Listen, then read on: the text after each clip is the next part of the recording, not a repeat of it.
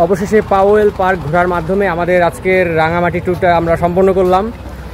সত্যি কথা বলতে আসলে একেবারে যেতে ইচ্ছে করতেছে না, এখান থেকে একেবারে চলে যাব। এটা সকাল থেকে খুব চমৎকার চমৎকার প্লেস ঘুরলাম, খুব সুন্দর সুন্দর জায়গা ঘুরলাম, বোটে করে এক এক জায়গায় গেলাম। সত্যি মনোমুগ্ধকর ছিল রাঙামাটি আজকের ট্যুরটা। আমি কখনো রাঙামাটির আগে আসিনি, প্রথমবার রাঙামাটি ট্যুরের মাধ্যমে আমি আমার ভ্রমণ অভিজ্ঞতাকে খুব সুন্দরভাবে সঞ্চার করেছি। আশা করি আপনারাও এই ভিডিওর মাধ্যমে রাঙামাটি ট্যুর সম্পর্কে অনেকাংশে ধারণা পেয়েছেন এবং অনেক কিছু জানতে পেরেছেন। যারা নতুন করে রাঙামাটিতে আসবেন বা নতুনভাবে রাঙামাটিতে আসতে চান, আপনারা অবশ্যই এই ভিডিওটা দেখার মাধ্যমে আপনারা আপনাদের মন্তব্যগুলো অবশ্যই জানাবেন এবং কোন দিকগুলো আপনার কাছে সবচেয়ে বেশি ভালো লেগেছে এই দিকগুলো আপনি অবশ্যই জানাবেন। পাওয়েল পার্ক ভ্রমণের মধ্য দিয়ে আমরা আমাদের যাত্রা শেষ করলাম। আমরা এরপর আস্তে আস্তে গমন করতে শুরু করলাম রিজার্ভ বাজারের দিকে, কেননা রিজার্ভ বাজার থেকে আমাদের বাস আবার ঢাকার উদ্দেশ্যে ছেড়ে দিবে।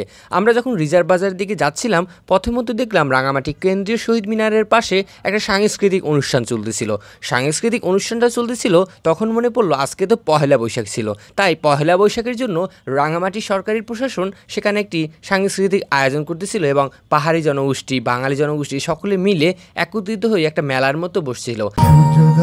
তুমি সূর্যাস্তে তুমি, ও আমার বাংলাদেশ প্রিয় জন্মভূমি, ও আমার বাংলাদেশ।